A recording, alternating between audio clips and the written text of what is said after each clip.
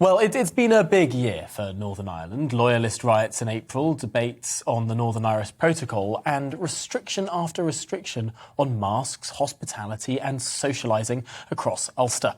Well, but there is hope for... but where is the hope for the province in 2022 as it heads into a May election? Here to help us find out is Dougie Beattie, our GBNews Northern Ireland reporter. Welcome to the programme, Dougie. Well, hello and welcome to Cumber in County Down. This is a very midsummer village. It's middle class. It's very high employment here, most of it in the private sector. And those are the ones that have probably suffered the most because of the lockdown restrictions here in Northern Ireland.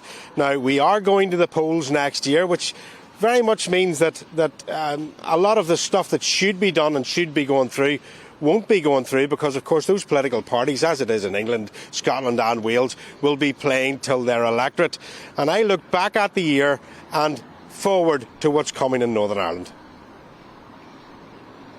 Anybody here or anywhere else in Northern Ireland who has any basic understanding of Irish history think it would be a good idea to put border posts on the island of Ireland. I'm not sure they do. This is not the way forward. Politics is how we're going to resolve these issues around the protocol. We're making progress. We didn't have violence over the summer, and that's when we made the progress. Government needs to take a hold of this situation, recognise what they've done, and if they didn't intend to subjugate the Act of Union, then they need to reverse it by repudiating the protocol. So the principle is that's important to unions, and we want the substance put back in now, which would balance then, any agreement. 2021 has seen political understanding set back 20 years. Arguments over the protocol, culture and the past now dominate our headlines and feature highly in our courts. The lack of clear direction around COVID and the hospitality business has been an embarrassment for this executive. Pre-COVID, we're Northern Ireland's fourth largest private sector employer by a third of all Northern agri-food, account for 2/3 of tourism spend. Today, we estimate just in the Christmas period alone, our industry has lost between 250 to 300 million. That's the money that carries us through January and February. We are officially open, but effectively closed. Wholesalers and retailers also struggle to see the wisdom in a government controlled by a huge public sector and no clear lines of communication or planning.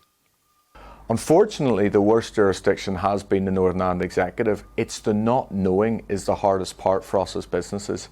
They don't understand that hospitality has a supply chain behind that, be it food, drink, whatever, fresh veg, fresh food. And we have to try and plan. And without any kind of level of guidance or thought process, that is very, very difficult. Throughout this pandemic, we haven't even had rates relief in our business as a food wholesaler. From all of those lockdowns, the amount of lost stock is in the tens of thousands of pounds for us as a business. And the view has been, well, that's a too difficult box to tick, so we just have to deal with that. Inflation is causing huge problems, especially in farming. Farmers are asking for flexibility around legislation to cushion the financial shocks around fuel, fertiliser and feed. Coming out of a pandemic, I think the rules and regulations would need to be eased. They weren't enforced during the pandemic. Our inspections were eased off till 2 years, 3-year period, similar to MOTs and cars. The pandemic has actually showed us that these things can be eased off. They don't have to be done every year, that the rules and regulations and stipulations, they don't have to be enforced till such a degree that it's crippling us. 2022 is an election year and all parties are now playing to their electorate.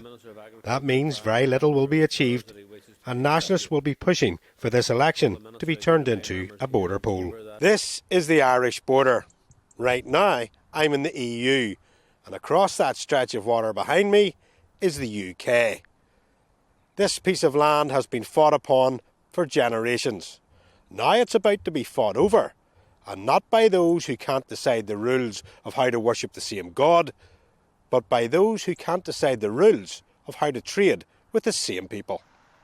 The Irish roads between the UK and the EU have no border posts and only small signs telling you about your speed limits, letting you know if you're in kilometres or miles per hour.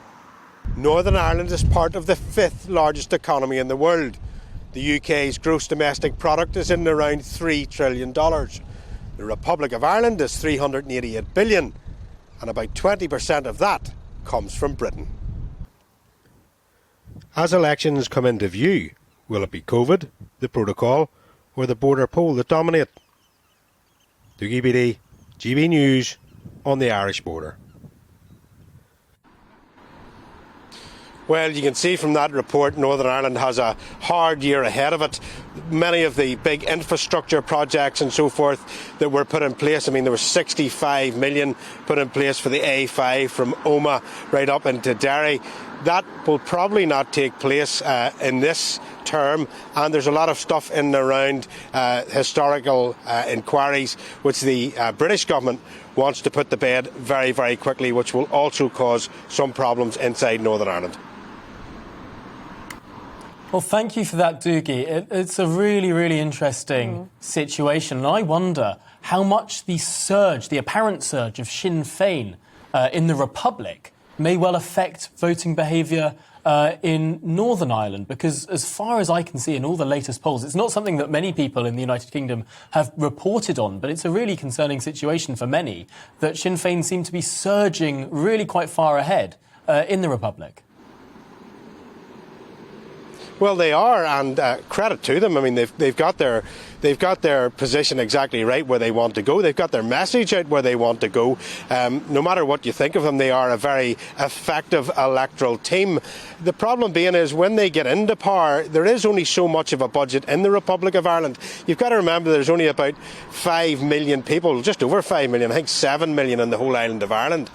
Their public sector in the Republic is about a third of the size that it is in Northern Ireland. So, you know, it's okay for Sinn Féin the backseat drive, and that's the same with any political party in the world. Once you get the actual reins and the steering wheel and you're asked to drive that machine, it's a totally different thing. It is with envious eyes that I have always looked at the Republic of Ireland's government, because they have to do what has to be done. There's nobody there to pick up the pieces for them.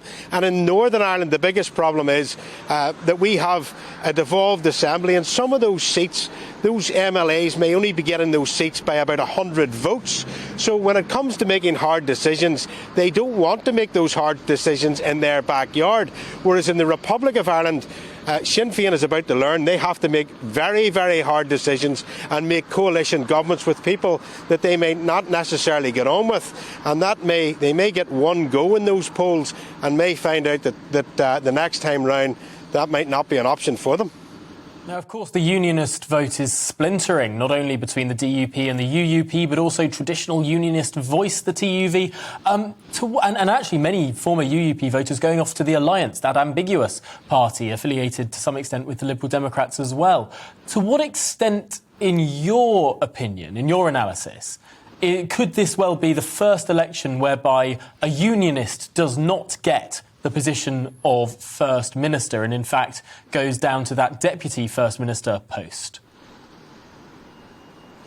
I think it is very, very likely that is going to happen.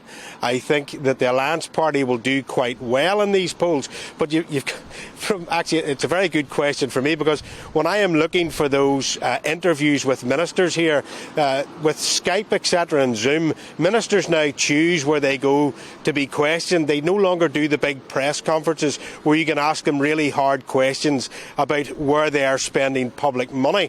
And the Alliance Party and the SDLP particularly are staying away from any sort of trouble. They're keeping their head down, and they're not trying to get involved in any of the day-to-day political dust-ups that are happening, and that's because they think they're ahead in the polls.